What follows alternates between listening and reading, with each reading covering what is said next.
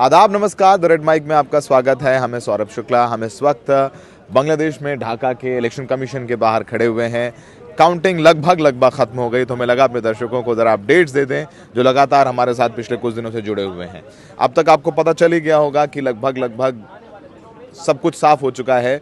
BNP Bangladesh nationalist party सरकार बनाने वाली है।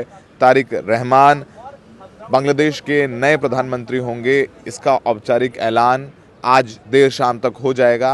अभी काउंटिंग चल रही है और जो अभी तक आंकड़े हैं उसमें 212 सीटों पर बीएनपी या तो आगे चल रही है या जीत चुकी है, और वहीं जमात इस्लामी और एनसीपी का गठबंधन 70 सीटों पर अटक गया है। यानी लैंड स्लाइड विक्ट्री यहां पर बीएनपी की देखी जा रही है। आपको बताएं कि अपनी अपनी सीटों पर चुनाव जीतने वाले लोगों में से सबसे पहला नाम तो हम जिक्र करेंगे वो तारिक रहमान का ही करेंगे। तारिक रहमान ने अपनी सीट जीत ली है। उन्होंने अपनी सीट बिल्कुल एक तरफा जीती है। ढाका 17 सीट से वो उम्मीदवार थे और उन्होंने अपने नियरेस्ट उम्मीदवार को 1 लाख से भी ज़्यादा वोटों से हरा दिया, जिसमें कोई शक नहीं है। 17 साल बाद लंदन से लौटे तारिक रहमान जिया ने जमात को धूल चटा दी है। बहुत चर्चा हो रही थी। जमात को लीड कर रहे जो उनके अमीर हैं शफीकुर रहमान, उन्होंने साफ कहा था कि वो सबको साथ लेकर के चलेंगे। वो एक नई पॉलिटिक्स की बात कर रहे थे, बता रहे थे कि शेख हसीना ने उन पर कितने जुल्म किए, उनकी पार्टी को बैन किया, लेकिन उनका वो इमोशनल पिच और उनका वो इस्लामिक केंद्रीकरण कि भाई इस्लाम महत्वपूर्ण है और इस्लाम के हिसाब से बांग्लादेश को चलना चाहिए। बांग्लादेश एक इस्लामिक कंट्री है, और कहीं ना कहीं उनकी हार के पीछे एक बहुत बड़ी वजह रही महिलाओं के लेकर के उनका रवैया, महिलाओं को लेकर के उनकी सोच। जमात ने एक भी महिला को टिकट नहीं दिया था, जिसका नतीजा साफ तौर पर देखने को मिल रहा है। उन्होंने कहा था कि महिलाएं फिट नहीं हैं फिज़िकली किसी पार्टी को लीड करने के लिए, उनको काम नहीं करना चाहिए। शरिया लॉ की बात हुई थी, बहुत सारी चीज़ें हुई थी जिसे बांग्लादेश के महिलाओं ने रिजेक्ट कर दिया। आपको कुछ अपडेट्स दे देते हैं जो बहुत महत्वपूर्ण है। जैसे हमने बताया कि 212 सीटों पर बीएनपी आगे चल रही है और यहाँ पर बहुमत का आंकड़ा लगभग 151 है, तो उससे बहुत ऊपर बीएनपी है। और एक बहुत अहम चीज़ हुई है कि जैसे हिंदुस्तान में होता है कि आंकड़े आते जाते हैं, ट्रेंड्स आते जाते हैं, और जो जीत रहा होता है वहाँ पर पटाखे, ढोल, मिठाइयाँ, ये सब कुछ होने लग जाता है। लेकिन यहाँ बांग्लादेश में ऐसा कुछ भी नहीं हो रहा है।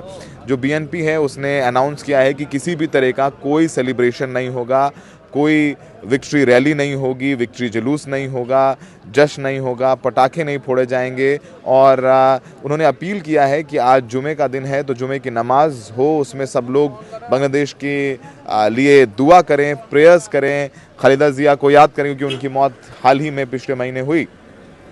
तो उसको लेकर के भी कहा कि भाई दुआ करिए और कोई जश्न मत मनाइए। बांग्लादेश को हम लोगों को एक नेक्स्ट लेवल पर ले जाना है और उसके लिए प्रेयर करिए, अपने लिए प्रेयर करिए, और जो आप जश्न मनाना चाहते हैं, जो खुशी आप व्यक्त करना चाहते हैं, वो प्रेयर्स के ज़रिए अपनी करें। तो ये भी एक बहुत महत्वपूर्ण अपडेट आया है। लेकिन अब हम बताते हैं कुछ सीटों के बारे में बहुत जो दिलचस्प है। आपको बताएं कि फ़खरुल जो नंबर 2 हैं बीएनपी में, मान सकते हैं वो ठाकुरगंज सीट से जीते हैं, लेकिन कुछ बड़ी हार भी हुई है। वो हार है जमात के नंबर 2 नेता, वो भी चुनाव हार गए हैं। और एक बहुत दिलचस्प चीज़ है कि ढाका 3 सीट से बीएनपी के हिंदू उम्मीदवार गोयेश्वर चंद्र राय चुनाव जीत गए हैं, और उन्होंने जमात के शाहिनुर इस्लाम को चुनाव हरा दिया है। यानी बीएनपी के 6 जो है हिंदू कैंडिडेट्स दिए थे, जिसमें से एक हिंदू कैंडिडेट जीत गए हैं। तो ये गोयेश्वर चंद्र राय चुनाव जीते हैं। और आपको बताएं कि 8% हिंदू हैं यहाँ पर, और जिनकी सुरक्षा को लेकर के तमाम सवाल उठते रहे हैं। और जो अभी तक काउंटिंग में समझ में आया है उसमें हिंदुओं ने लगभग बीएनपी को ही चुना है। उन्होंने जमात को रिजेक्ट किया और जमात को यहाँ के यंगस्टर्स ने भी रिजेक्ट किया है। देखिए, जैसे हम लगातार कहते रहते हैं कि बांग्लादेश में जो सेक्स रेशियो है वो 51% है, यानी महिलाएं ज़्यादा हैं पुरुषों से। और जब यहाँ जुलाई में शेख हसीना को यहाँ आंदोलन के ज़रिए हटा दिया गया था और शेख हसीना को भागना पड़ा यहाँ से, इस पूरे आंदोलन में 1400 लोगों की मौत हुई थी, इसमें ज़्यादातर छात्र थे। छात्रों के छाती और सर पर गोलियां मारी गई। उसके बाद जब हम आए थे जुलाई में कवर करने के लिए, अगस्त में आए थे, माफ़ कीजिएगा, अगस्त 2024 में आए थे, तो यहाँ एक अलग तरीके का माहौल था, बहुत इलेक्ट्रीफाइंग माहौल था। युवा नए बांग्लादेश की बात कर रहे थे, उनकी आइडियाज़ थे। लेकिन जब चुनाव आया, बीएनपी परंपरागत पॉलिटिक्स करने वाली पार्टी है, तो जमात को इस बार मौका मिला। 2015 में उनकी पॉलिटिकल एक्टिविटीज़ बैन थी, अवामी लीग बैन थी, तो यहाँ लड़ाई जमात और बीएनपी के बीच थी। जो छात्रों की पार्टी एनसीपी थी वो जमात के साथ आ गई।